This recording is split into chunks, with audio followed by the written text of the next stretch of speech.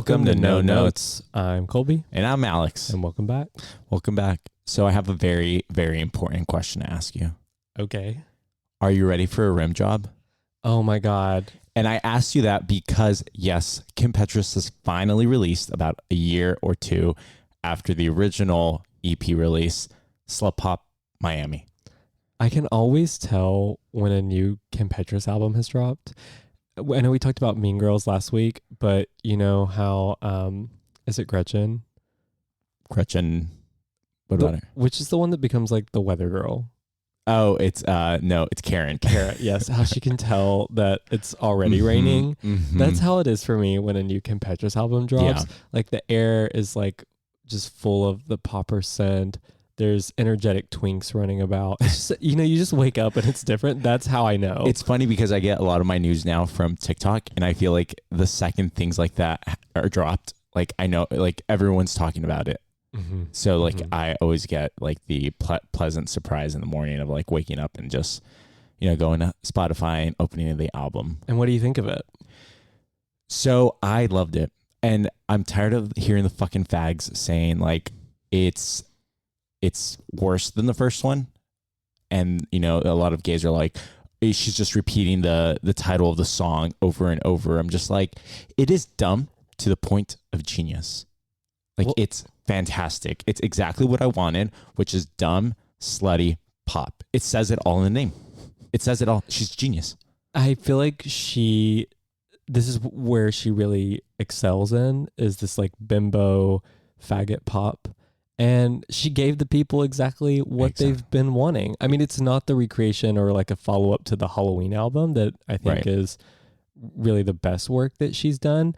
But I mean, it's like the whole album is like 24 minutes. 24 minutes. Yeah. It's literally for a smash session. Right. It's dumb. It's stupid. Like nothing is supposed to be taken seriously. This is going to be the soundtrack of the OnlyFans gays videos for the next 3 months. 100%. Minimum. I mean, she put work into it. I will say, like, she didn't.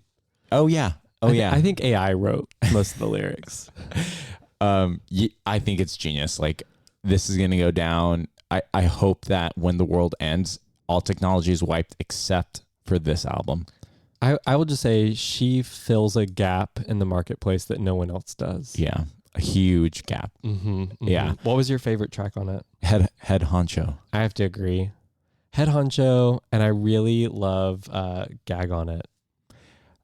I really like Head Honcho because she unites everyone, circumcised and uncircumcised. Exactly. It's everything. It's all encompassing. It's all about bringing people together. Yeah. And other people will talk about it, like the Black Eyed Peas have several songs, but none of them come as close to actually reaching genuine, pure unity the way that Kim Petras does. Yeah.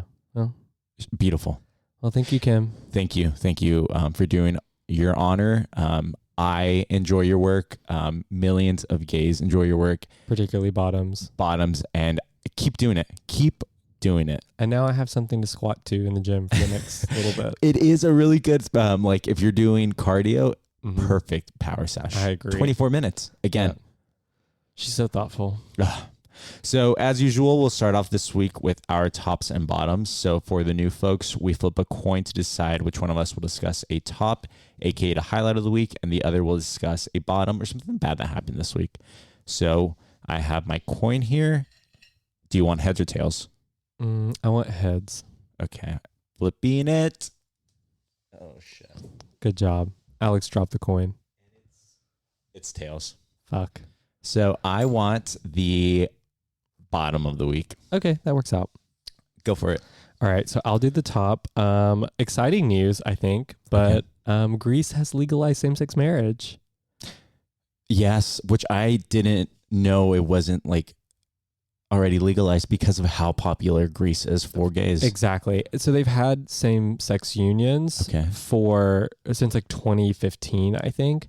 But yeah, now they've upgraded that to marriage, and you know how much I love Greece. So I think it's just a win-win overall. And you know damn well that there's going to be so many gays getting married during Excelsior. And divorced. All in the same weekend. Yeah, at the same time. Honestly, we should set up like business for that in Mykonos specifically, just an office that expedites. Start it right now.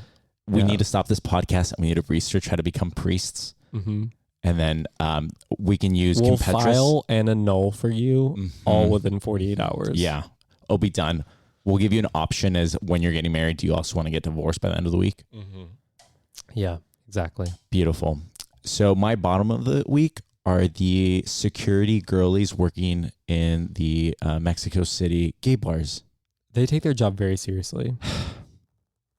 A little too seriously. Like, I totally understand that people want to, you got to make sure that your club is safe. Like, no firearms. You don't want drug dealers there, right? Well, but like, to a point.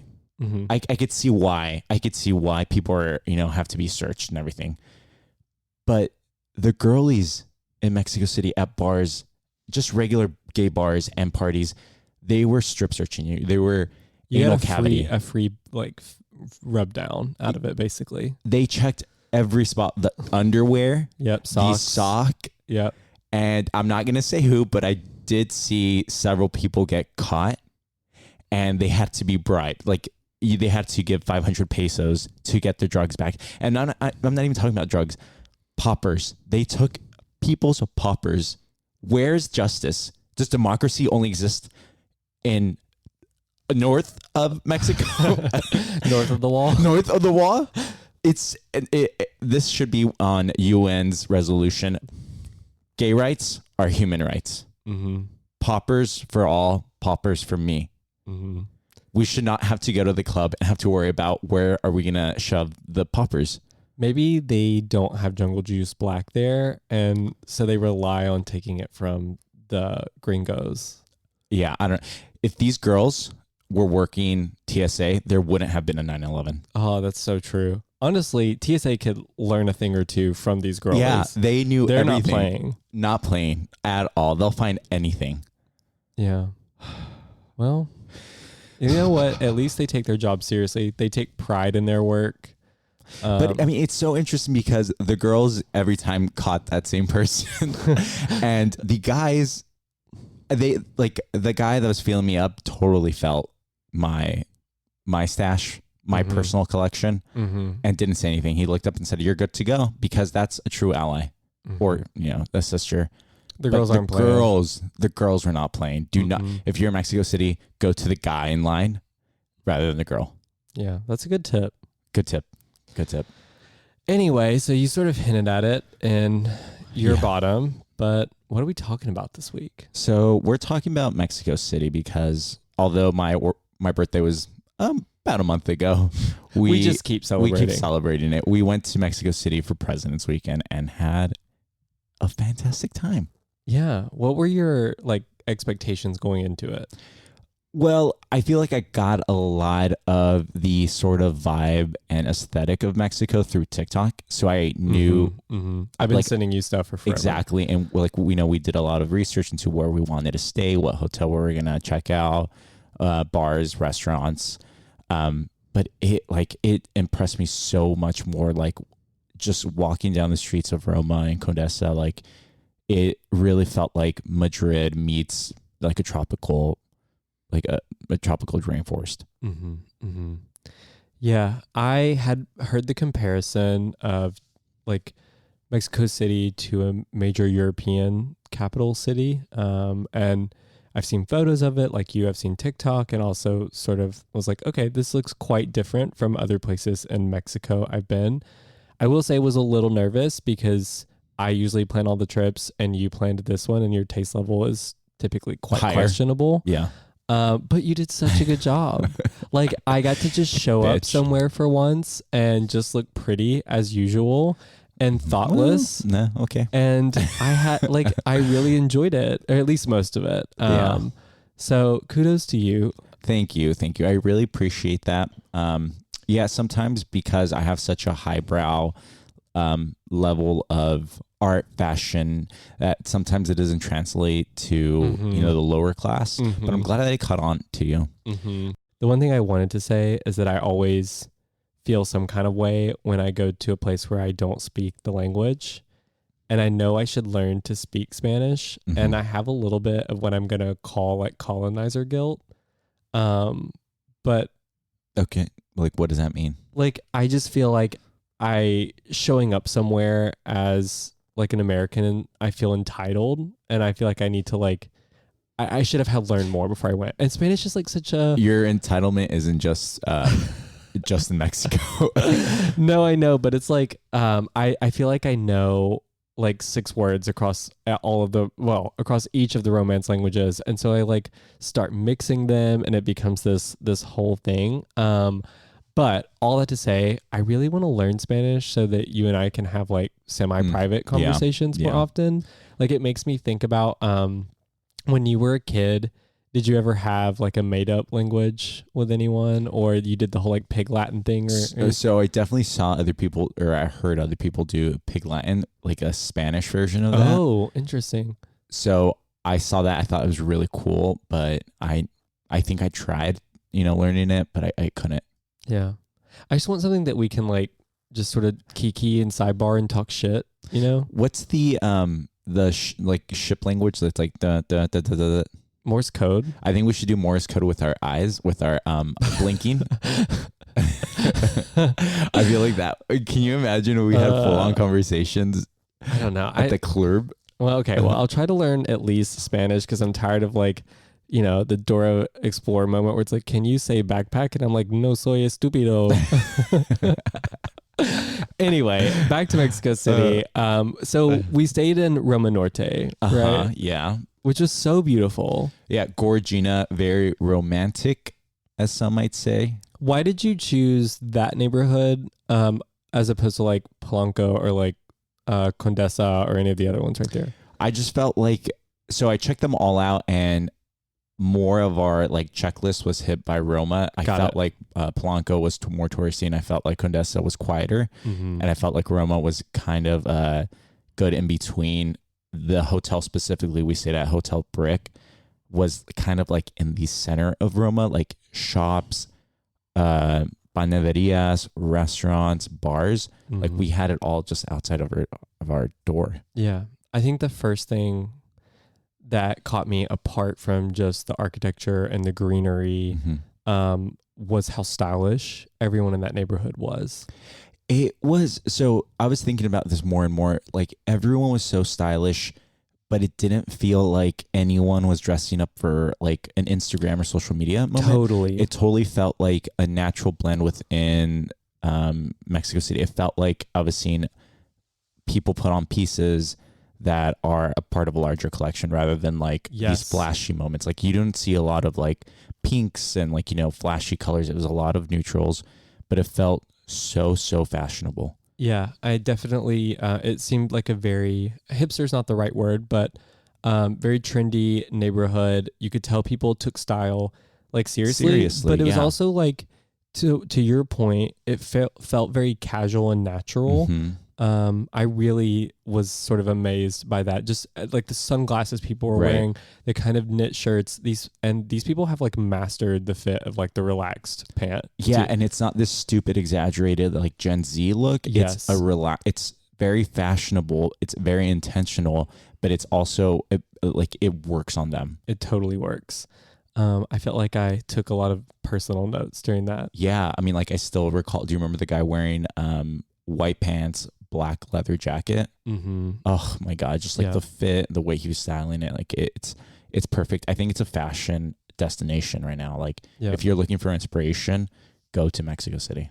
I pointed this out to you at one point. Maybe this is when we were in Centro, I can't remember, but another thing that stuck out to me was how like sort of I guess like gender bending a lot of the fashion was. And I just did not expect that. Like even I might see it in San Francisco, maybe in New York too, on a more off or frequent. What piece was it that you saw? I'm saying I saw like people with like full makeup on, like men with full makeup on, wearing like more platform style shoes or very like exaggerated bell bottom style pants with like more effeminate like knit tops.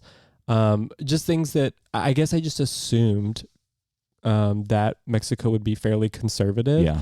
And I loved just seeing people just be their authentic self. I thought that was really cool, and it really caught me by surprise. Yeah, I think Mexico City is, because I've been to other parts of Mexico.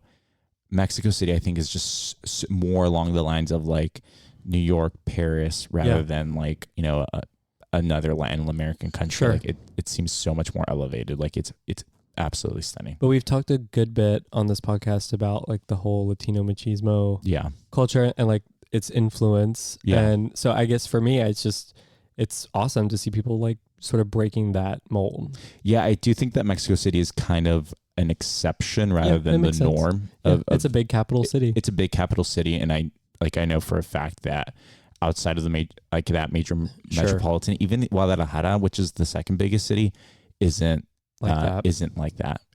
It's you know, it's a bright spot. I wish it was more pronounced in Mexico rather than concentrated in the city, but it's still, Mexico City is fantastic. Yeah. What did you think about the food scene? It was awesome. Like both the like all the cafes that we went into, the places where we had dinner. I called this out to someone in our group that just, it feels like in every space they've tried to create like an aesthetic, and they've really thought about how to use the space, and all of it sort of serves as its own little like, I mean, art gallery is maybe not the word, but it kind of has that vibe to it where they're like trying to stand out. Yeah. They're each place is trying to stand out and create its own unique space to attract people. Tourism is huge, right? Mexico City, tourism is probably like, I don't know, a quarter to 50% of the money coming in. So it's huge. And it really, really shows that a lot of restaurants are really trying to carve out their own spot to stand out. And I think a lot of places do well there. And it wasn't, it's similar to what we were talking about in the fashion part of it. It wasn't forced where it felt like this was being done for Instagram tourism or something like that. Like the service was genuinely good. The food was genuinely good. Like everything was just like a great experience. Right. And so I wasn't expecting that, honestly. I think also just having seen so much from TikTok, I'm like, how much of this is just you're seeing really curated things on TikTok that are self-selected to be like for social media? Because I feel like that's how a lot of the stuff here is in our city, that you'll see things that are trending and you go there and it sucks. Right. And the like cool like shot of a restaurant you saw on TikTok was just like one angle of it. And the rest of it looks bad. Yeah. Everything was just beautiful. So I have the list of the 4 restaurants that we went to for dinner. I'm going to say them out loud and you rank them 1 through 4. Okay. So Taqueria Orinoco, Fónico, Carajillo Roma, and Balcón de Zocalo, sorry. The last one's a 4. Okay. Orinco's 3. All right. Really? Is the other one Carajillo? Carajillo, 2, and then Fónico 1. Really? Yeah. So Fónico is definitely my top one. I would probably say the Taqueria is number 2. Okay. Balcón number 3, and then last place Carajillo. Carajillo was kind of a fucking mess. It was, but the food was really good. Yeah, there was. So I'm reading like more so on the food. Yeah, overall experience. I think if I were to recommend these 4 restaurants, this is how I would tell to people.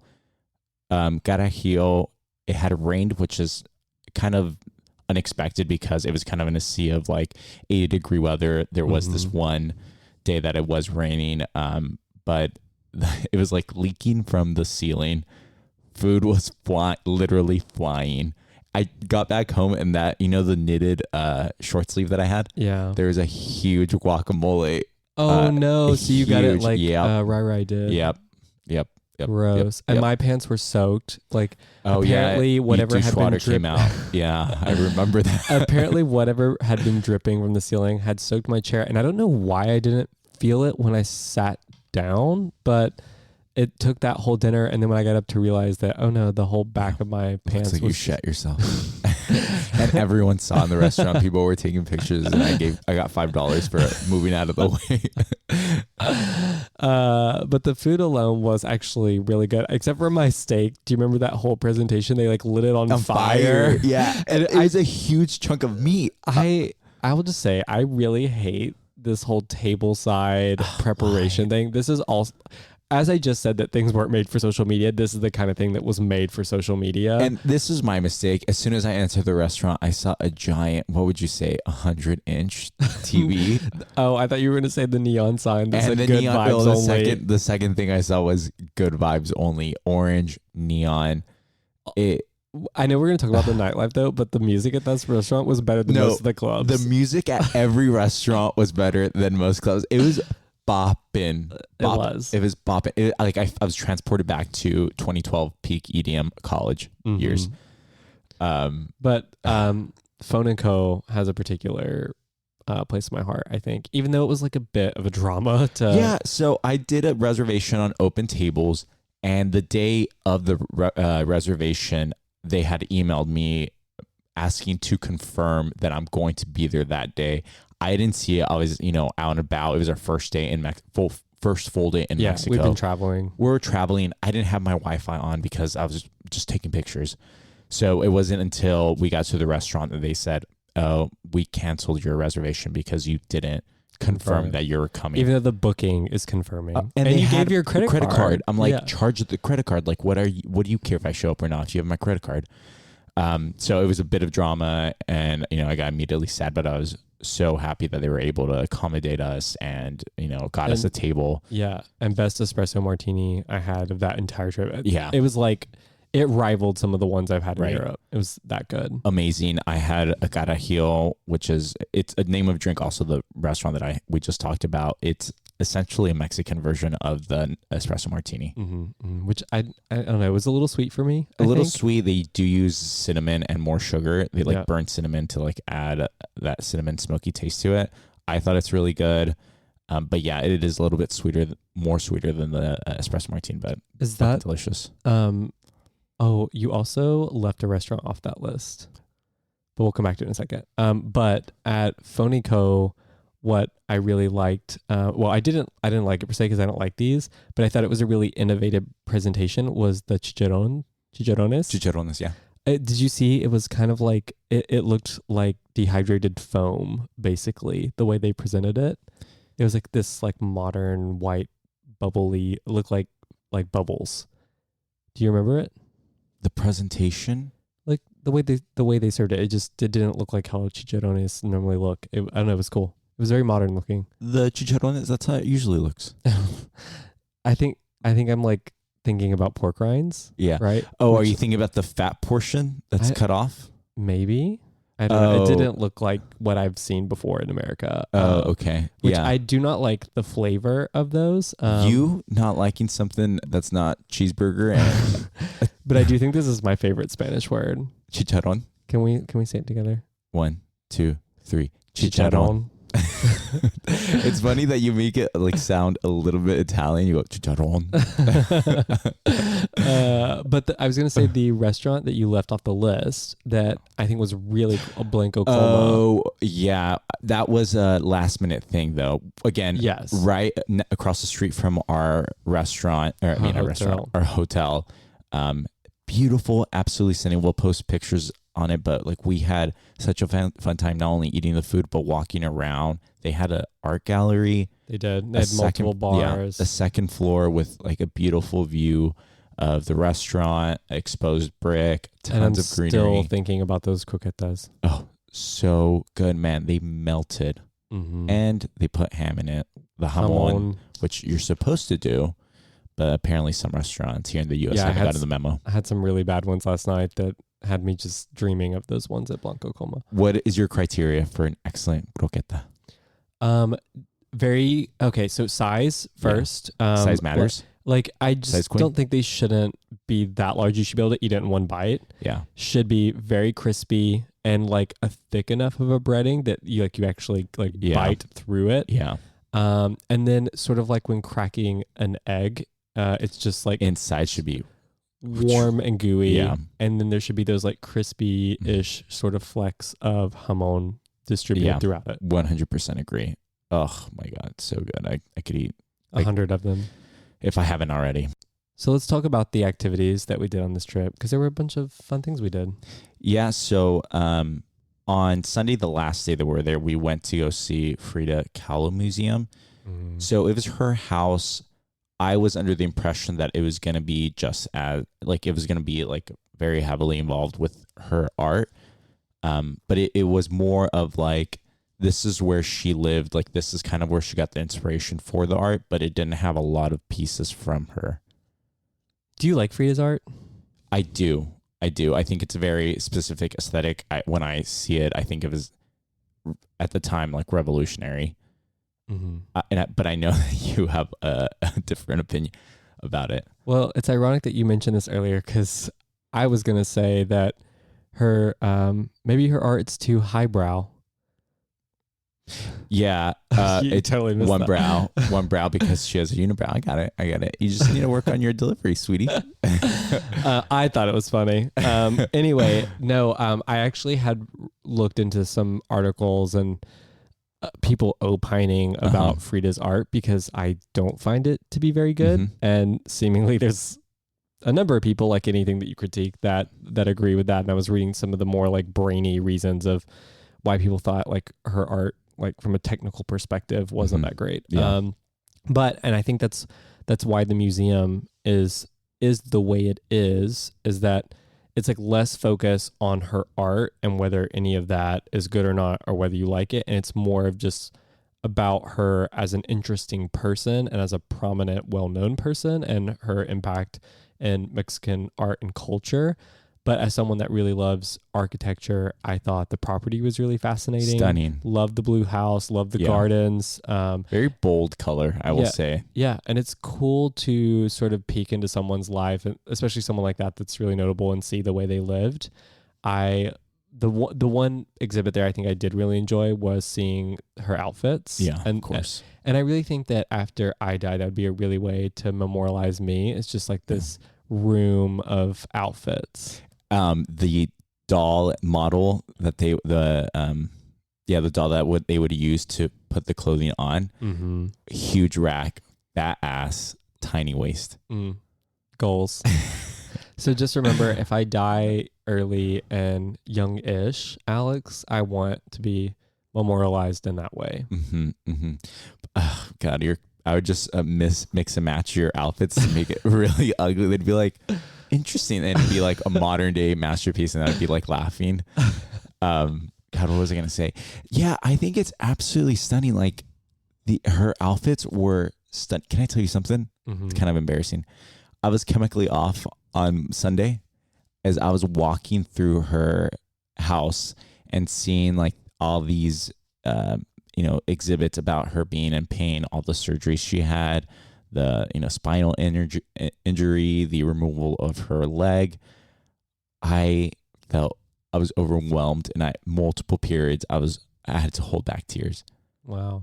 I was like, I felt like she was in pain. I felt like she was in a bad relationship, and I felt like she was taken advantage of. She got married to Diego. I didn't know that the age gap was so stark. She was nearly half his age when they got married.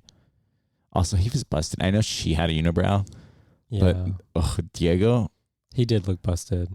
There's like the one. Is it like sort of a self-portrait of the both of them? And he did not look good. Never looked good. And I guess they were having like extramarital affairs. And there was there was I don't know if he was a tour guide or just a student, but I heard him talk. He was arguing that they were actually in an open relationship the entire time, which, if that's true in the 30s, 50s, or whatever, that is like super revolutionary. Yeah, progressive queen. So the second thing that we did, well, we did several things, but the other major thing that we did was we went to the major, I think you would call it a lake, maybe a river, but it's the floating gardens, right? Xochimilco. It's like a very famous river that people go on. You get on these like little cute decorated, would you call it a boat? Sort of, yeah. I mean, it's like a boat with a table on it. It's covered on the ceiling, and you sit down. You're vibing. there was like hundreds of boats probably on this river. Everyone's partying.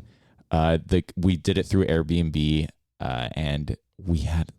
I was pleasantly surprised. Yeah, I was too. I mean, I think that experience totally comes down to who your host is. Yeah. And our host, she was taking shots in the corner by herself. I honestly think that she would have outdone us at the clubs. Easily. Like, we'd be under the table. Yeah. Oh my God. She was so fantastic. Our worst nightmare came true when we realized that the party we're sharing, or the other party that was there on the boat was a bachelorette party. Yeah, always that way. But 3 chicks from Canada, shout out to them. They were fun. We love them. We asked them, like, what are you hoping to get from this? And the bride said, I hope to be getting it all night. What did she say? Yeah, give it to me hard all night long. Yeah, I was like fucking queen, dude. Yeah, queen. Beats banging, tequila flowing. We also had a guacamole contest, which I won, but that stupid fucking host of a bitch. I mean, you were competing against a bachelorette party and another white guy. Yeah, so it'd been embarrassing if I didn't win. Can you imagine? Embarrassing. I would never let you live that down. I would have jumped in the polluted water and just not come up. I would just stay down there. They'd be making up stories about you with like another house with dolls all outside of it. Yeah, or it's like instead of dolls without their heads, it's dildos with the head of the penis cut off, just hung up everywhere. Okay, so yeah, we're gonna move on to the meat of our discussion. Yes, and this week's no notes. Obviously, we're talking about Mexico City, but let's talk about the nightlife. Yeah. So before we get into the major parties that we went to, I want to get into like the smaller bars. Yeah, we did a mixture of like the big sort of traditional parties that we go to, but we also checked out the local scene of bars. So there were a couple of straight bars that we did, or mixed crowds, I guess we should say, that we went to, Brujas and Madre. Mm-hmm. So Brujas was, we kind of stumbled upon it the first time we got in. Like we had just gotten out of the airplane. This was like 11 p.m. We just wanted to drink and kind of check out the vibe. We stumbled into Brujas at the recommendation of our friend Ryan. Beautiful. Yeah. It was like aesthetically pleasing. People in there were in suits making out. Oh, it was a very gropey evening. Yeah. And I felt so like, why wasn't anyone touching me? Yeah. You know? Yeah. Maybe you smell. No, not possible. Well, I don't know. It was a really beautiful bar. The cocktails were great. The music. Did you have an espresso martini there? I did. How was it? It was good. Okay. I don't have any complaints about it. So I remember it's like fine. Yeah. I had a Hugo Spritz and I thought it was very refreshing. You're really all about that lately. I love a Hugo Spritz. I like it more than an Aperol. That's no. Yeah. Again, high taste. No. It's okay.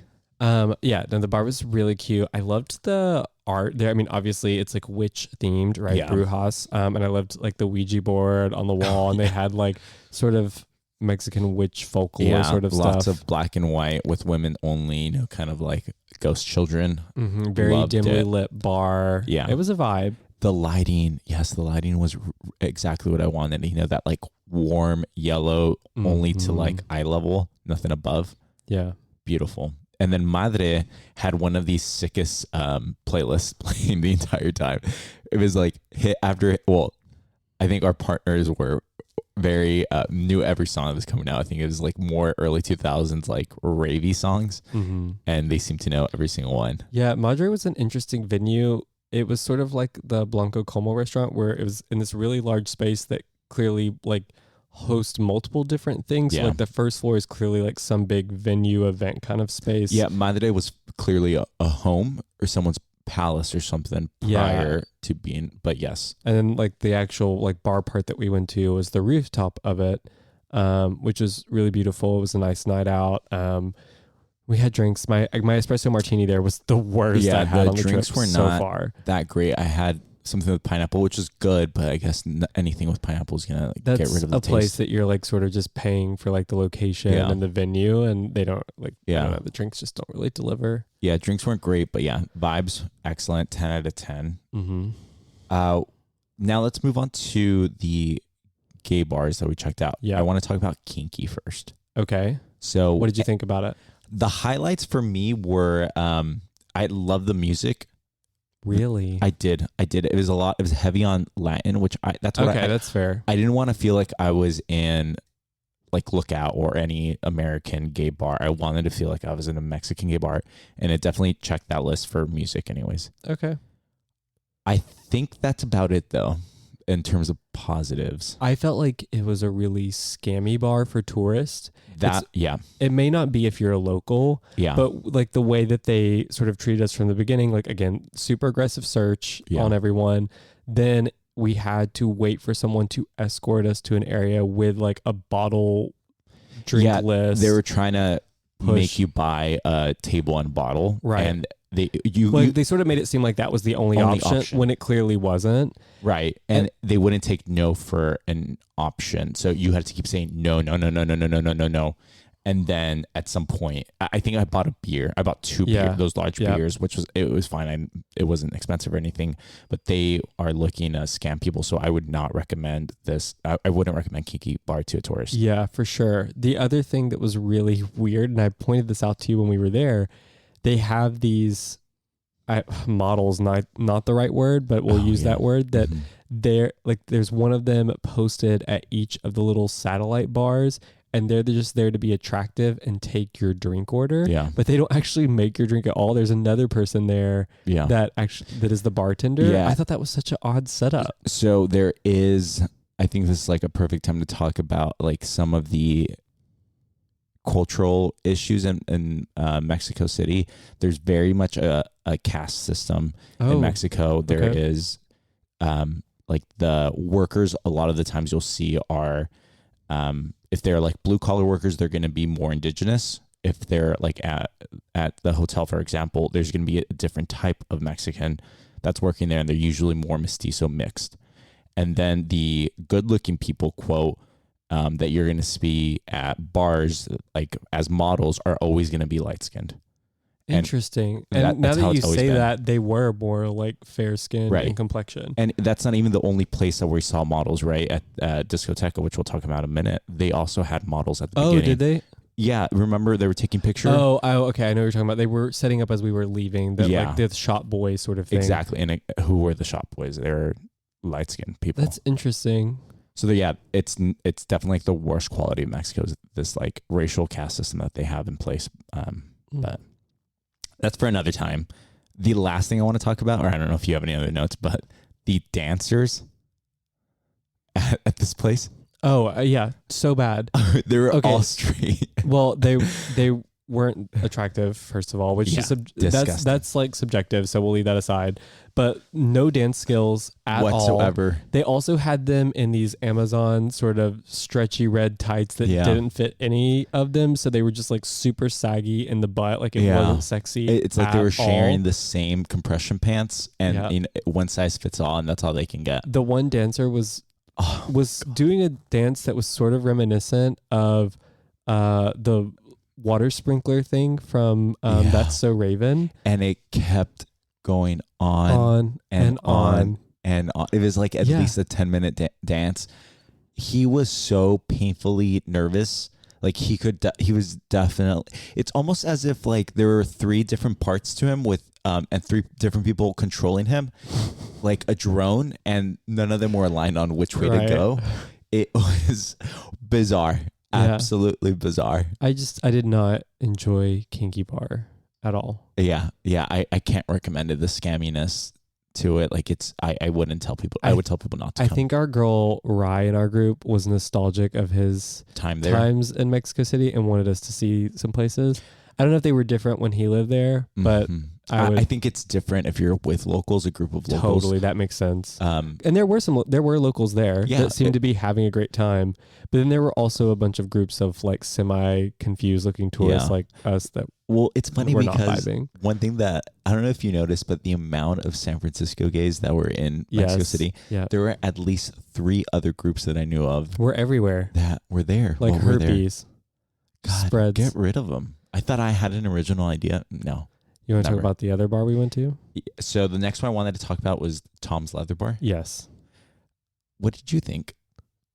I have not spent a lot of time in leather bars in general. I have never even been to the Eagle here in San Francisco. Really? No, other than when we walked by it at Folsom. That's the only time I've ever even been in proximity Have you of been it. to the Eagle Satellite Bar in? Well, I think you've been to both the Barracks one in Palm Springs. Yes. And also, have you been to the Satellite one right next to across from Chili's?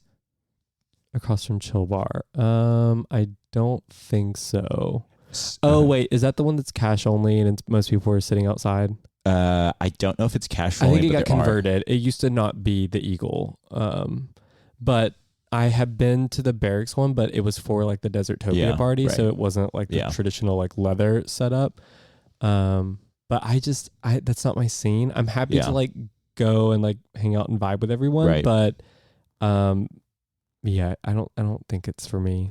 I will say that Tom's Leather Bar in Mexico City is very much like every other gay leather bar that I've been to here in the United States. It could have been anywhere. And it's gonna be this. It was at the same crowd. They had some interesting murals. Very interesting art. Period. I mean, they had like, remember the like cock shaped lamp, like torch lamp that they had. The TVs would 1 minute be playing a 1960s obscure musical and then go on to hardcore porn, dick sucking, ass licking, boot licking. Yeah, and one of the ones that's sort of like stuck in my mind is the guy looked like a pirate, like a character of Pirates of the Caribbean. Yeah. And then, he had like a wrap on his head and like an ear piercing. And at one time appeared to be sleeping. But I was just like, wow, he's really after the booty. Really? Yes. So it was just a weird space. And they also had the dark room, which was adjacent spooky. to the bathroom. Right. So when we went to go pee, like you're kind of getting sucked into that world a little bit. If you're going to be the dark room, you're going to be smelling piss. But why would you ever put a dark room next to the bathroom? I don't think we're the target audience for I don't think dark so room. either. But they had at least 2 floors above the main one. Yeah. And so I feel like the place could have been set up a little differently. Yeah. What did you think about the bartender after making drinks getting on top of the bar and he had a full-on hard-on? Yeah, he did have a full-on hard-on. Well, he wasn't attractive for me anyway. Also, the whole time I was thinking about, is that comfortable to dance with like an erect dick swinging around? I feel like that would hurt. You would have to move kind of slow so that it doesn't swing and crash into your pelvis. And I think Rye was saying that they have them wear condoms, so for hygienic reasons. But I don't think he was. And we couldn't tell because it was shiny. But it could have been lube. So we couldn't tell if he was wearing a condom or if he was just lubed up, which is like, how low? Like, if you had to dance and then you're like, I want this $5 tip so bad that I'm gonna allow this patron to, for 5 seconds, go down on me. Like, I don't know. You know what? That's maybe not for me to wonder. Yeah, to I mean, ponder. I don't want to yuck anybody's yums, but I always get a little sketched out about when like the lines blur with someone who's working in one of those spaces versus a patron. Like, this is my same deal with like gay strip clubs. Like, I've been to gay strip clubs a number of times. And I always feel so bad. So bad. And like, and not from like a judgment thing, right? Like, good on those people. They're making money. Like, if that's how they provide for themselves and they're comfortable doing that, like, good for them. Good for them. But I feel bad that there's also like a power dynamic there where they're just subject to the whims of like whatever people are there. Agreed. And so like, I never feel comfortable with that. I feel really icky about that. Like, I would never want to be the person that's like subjecting someone that works there to like my desires. Right. If Exactly. that makes sense. No, 100%. And about this, this about me is I create narratives, true or not. I will look at this coworker. I will look at this worker stripping or doing whatever, and I will create a narrative, and I'll see their entire life of how they need to do this, Instead to survive. Of just wanting to. Yeah, exactly. They could come from a very well-off family, but because I'm creating this false narrative, I feel bad for them. Yeah. And I just know, like, if you were to lick that lollipop, can you imagine what other things have licked the lollipop that night? Like, I don't. Oh, not. and it's never the one you want. So thanks for taking us there, Rye, but I think we should skip that one in the future. I will. If you're into leather bars, though, Tom's Leather Bar feels like every other one. And then we also did a couple of ticketed parties. Yeah. So the first Friday night that we were there, we did Discoteca. Yes. So this venue is not actually like the Discoteca. It hosts multiple parties. Right. And I think only on the weekends, probably. It's a really large 2-story venue. 3. Was there a third? Well, I guess you enter on the first. Right? Okay. Yeah. But there's 2 dance floor levels. Yeah.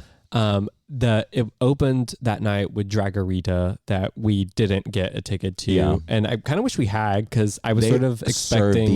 The drag queens were serving. It was crowded. They were the makeup they had on, the outfits they had on. It looked like Drag Race level. Exactly. They had money. Yeah, so I kind of wish that we had gone early and seen that, because I think we missed out. But they let us go upstairs to the second level and wait for that party to end, and we went to Discoteca. Right. Yeah. So I will say that it was incredibly efficient. Yeah. So you go, you pay your ticket, you go through security. They give you an invisible stamp. Love that. You don't have to, I still have my one on from last night. It rubs all over everything. Exactly. Like having an invisible one, they just shine the black light. It's genius. It's genius. Coat check, and then they hand you off from security guard to security guard until you're at the level that they want you at. They're all walkie-talkies. And it's quick. It's not there wasn't a line. They were just shifting you from place to place, and then you get to your dance floor. The top floor, fantastic. They have this really cool fake tree in the middle. Yeah. It was what we were talking about earlier. They've tried to create a whole unique space, aesthetic and vibe. Right. Yeah. They're playing a lot of Latin, they were playing a lot of pop, but also of Latin influence pop, which again, I don't want to feel like I'm in the United States when I'm at these places. So I feel like it's really good when I hear these R&B, these reggaeton and pop influenced hits, fantastic. And once again, everyone was dressed up. Yeah, I didn't see anyone with shorts. If there were, they would balance it out with a more formal top. Even the DJ, one of the DJs, so stylish. Right, looked like a character blazer from Elite. Yeah, exactly. It was cool. It was such a vibe. I think we need more of this. I'm tired of going out to the bars and tank tops or minimum layers because you're going to take it off or it's hot. I loved seeing people's unique fashion. It sort of gave a different layer to them. It wasn't all just about all these bodies that more or less look the same. You kind of saw who that person is or how they present themselves. And I loved that. We need more of that. What did you think about the crowd? Yeah, I it was largely local. It seemed. Which makes sense for the ticketed parties. Right. You have to sort of know someone to direct you there, or find it on Facebook or social to even know that this is happening. So really local, which seemed great. I thought the age range, and similarly for most of Mexico City, what I saw was fairly young, probably 32 and under. Yeah, maybe I would agree. Mid to late 20s for most people. Yeah, it was a very young. I was it bring your no. It was definitely a 32 and younger crowd. There were a couple of, not an overwhelming amount of women, but there were a good portion of women at these places. Yeah, but I would say not as annoying as to the extent that I've seen here in San Francisco. Agreed. And it's a common complaint of mine, and I don't think it ever really. It wasn't the same. I will also say that this party was very much get a drink, get drunk kind of place. Yes. Not put on your sunglasses type of vibe. Less druggy, more just people throwing back shots. And I would say it's a solid gay club for young people, or you're just out there. If you want to if you're I want a gay bar experience, gay dance club experience. This was a PG-13 experience. Exactly. I think but it did it so well. Yeah. It did. We genuinely had fun. Exactly. Also, one thing in common of all of these places that we haven't talked about yet, they do not joke around when it comes to the bathrooms. And I want to see this happen in more places. So you go to any of the bathrooms, there's someone's standing there at the counter, at least one person. Yeah. And they have people that are like actively cleaning in each stalls, like when people come out, and like there's no going into these stalls with like groups of people. You're not going to be hanging there like having sex or what else these people tend to do in these stalls. So it's like you do your thing and you get in and out. And honestly, it felt like so much safer of a space to be in. Yeah. It felt very efficient, very clean. Very clean. Yeah, they did a good job. That's something that we could learn from here. Yeah, for sure. For sure. Then we also lastly went to Jubileo, which is like Jubilee party. Yeah. So that was what we did Saturday. It was fairly well priced. I don't remember. It was like $32 or something like that, like $35. Oh yeah, fantastic for what we got. So it's a party. I think it started 10, but I guess people didn't really start showing up till like about 1. Yeah, so I was like messaging an Instagram friend who lives locally in Mexico City. And I was like, okay, the party that we just talked about, the discoteca, like it was like fun, but it wasn't necessarily what I think we were looking for a Saturday night. Like we wanted to go from PG-13 to R, feral. Yeah, or maybe even X. And he sent a couple of different options, and this is like one that only happens monthly, I think. And I think this might have been their first one of the year, but we were looking at the Instagram. We were like, okay, yeah, we think this is our vibe. So similarly, because it's like the ticketed party and similar to the ones that we've had here in San Francisco, like Jim and I don't think it's always in one particular venue. I think it seems like they change. They hop around. Yeah. And this one was sort of like dilapidated mansion, but in the most beautiful way. Totally. It looked like something out of a movie. It very much looked like a set, like a Wild Wild West set. So it was a classic hacienda style. So they have it's basically in the shape of a square with the center being a courtyard, which is where the dance floor took place. Yep. It was 2 stories, so when you looked up, you saw the second story balcony, and you could look down from the second story and look down to the dance floor. Yep. The building was this older 1800 brick exposed throughout the location. It was truly beautiful. It was like so pretty. Yeah, and the one thing that I again loved that was common across all the bars, again creating that vibe and aesthetic. They had like a massive disco ball. They had a great light setup. They had a massive like neon sign for the party setup. So they had like gone out of their way to like, really decorate the space and create again that vibe. And I thought it was so beautiful. Yeah, I thought it was stunning. I will say that the party was well attended, but it never felt crowded, like to the point where it was uncomfortable. Like there was always a good amount of people there. And there's like something about Mexican culture where it's like a lot more polite, where people aren't pushing. Like I never felt like people were trying to get from point A to point B and having to push through. Oh my God. Yes, we didn't talk about this with the other party, but the same thing, that discoteca that was also super crowded, and this, not really a lot of that pushing and shoving. Yeah. Like last night we went out and the amount of people, groups that came out like parasites cutting our group. Yes. It was annoying. Every like 30 minutes, some large group would have to cut through. So this is none of that. A question and sort of rhetorical. But when you can see the entire dance floor, which you often can in these spaces, why will people not stop moving around? I don't know. Like, this is the one thing I really loved about these bars in Mexico, is that people found their little spot and stayed there. And they stayed and they danced there and hung out with their friends there. Now, if they went to like go to the restroom, whatever, that's fine. But it feels like you're in this never-ending game of musical chairs when we're in bars here, and it pisses me off to no end. People are just like shoving you, they're hitting you with their elbows, they're stepping on your foot, they're spilling drinks on you. This was so much better.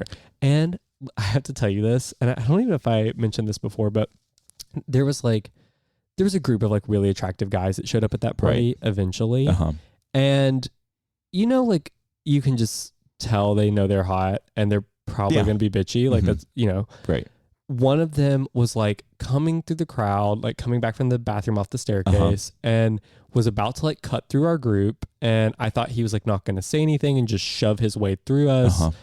He touched me on the elbow and like spoke to me in English, and he just said, "Pardon me, sir." That is really nice. And I was like, you totally just kind of made my night. Yeah. Like I expected you to be like a dick. Or and just he was so polite. Yeah. So polite. Yeah. Well, I love the culture there. Yeah. It's fantastic. I think, again, we could learn a thing or two from the Mexicans. And what about the music at this party? It's exactly what I wanted. So it's huge dance music plus lyrics. Who was the DJ? I looked him up, but I cannot find him right But now. he was local. He was local. He was Mexican. I freaked out when he started playing a remix of Yes and by Ariana. Mm-hmm. I was like, this person is current. He clearly created this playlist for this specific party because it's like a newer I remix. think they might have been his own mixes too. Oh, yeah. I've never heard any of those. I think the Ariana remix was his own too. And it wasn't, yes, it was like sort of circuity in theme, but he was really mixing a lot of Mexican and Spanish songs and like the sounds of it throughout his tracks. Yeah. And I just thought it was such a phenomenal set, and it's exactly what I wanted to hear that night. And his name is Xavier Alvarado. Mm-hmm. Fantastic DJ. Fantastic. If anyone has an opportunity to see him live, great. It's exactly what you're saying. Yeah. Like if that would be like a DJ that I would intentionally seek out to go see a set for. It was that much fun. Yeah, he definitely, GPS party, very nostalgic for that. Very similar. Amazing.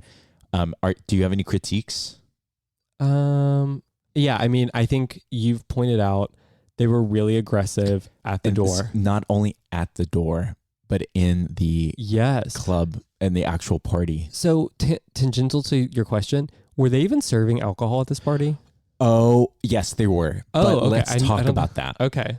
So in order to get a drink, whether that be water, Gatorade, or an alcoholic drink, you had to go to a very specific station on the first floor and get tickets. Yes. And then once you buy those tickets, then you go to another line to get that drink. And they're not interchangeable. Like if you get water ticket, you can only get water. If you get Gatorade, you can only get Gatorade. If you want a drink, you have to get an alcoholic drink ticket. It is so stupid that I wanted my water, but I only had a Gatorade ticket. So I had to go downstairs to go buy a water ticket and then go back up. I'd had to do that as well. And okay, so the silly thing is they, again, super aggressive at the door, like checking every single part of you. Yeah. And then on the dance floor, the security was the most active I've ever seen. Yeah. They were swiping stuff left and right. And then there were clearly these two guys standing in the corner that had gone through right before us. They didn't have their bags checked. They clearly looked like they were likely dealing things. Uh-huh. So I imagine, maybe those people are there to if you get your things stolen or taken, you have to go to these people. They get a cut from it. I mean, that's how it works. And also, like the VIP tickets that we got, they only came with drink tickets for water and Gatorade, which also tells me that the people that run this party know what kind of party it's going to be. Yeah. So it just felt a little funny at times, silly. It's annoying because it's like an extra thing that you have to worry about, not because of, like, it's not for principle. They don't really care if you're doing it or not. They want it as a part of the business strategy, right? They get your money. You have to either pay to get those party favors back, or you have to find someone there and they'll likely, charge you way more at the party, and they're probably splitting with the venue. Which honestly, you could say that's kind of scammy, but honestly, I felt like it's just one of those things you have to know the rules. Yeah. Which is different from the kinky bar that actually felt like they were trying to force us to spend money in a particular way. And it's one of those things where, like, at kinky bar, it didn't feel like you had a choice. Right. Like, it felt like you had to get a bottle. Or is you this had like to get a if table, you want to party in this you way, have this additional requirement. Exactly. Yeah. But again, I loved the overall venue. As far as critiques that you asked me about, I don't think I have many, but one of the things I did want to mention about the crowd is it never really got that crazy. Yeah. Like I was there till almost 5 a.m. and I don't think I saw anywhere near the sort of lewd behavior that I see in parties here, which again, no judgment, but it's just like, it's hard sometimes if you're not as comfortable with the sex aspect, at least the public sex aspect. It sometimes feels hard to be in those spaces. Whereas this, like, even at 5 a.m., people were still mostly dressed and just having fun. That's what I was going to say. I feel like taking off your shirt wasn't as common. No, there were probably like less people shirtless than there were with their shirts on. Which, if you ever been to a circuit party in the U.S., you know, like everyone is shirtless usually by the end of the night. Yeah. But not at these parties. It just felt a lot. It just felt like the rules, the cultural differences were, you could tell. Yeah. But not in a bad way. I think that's very good because, you know, if people aren't comfortable taking off your shirts, it like makes you feel like a part of the party still. Yeah.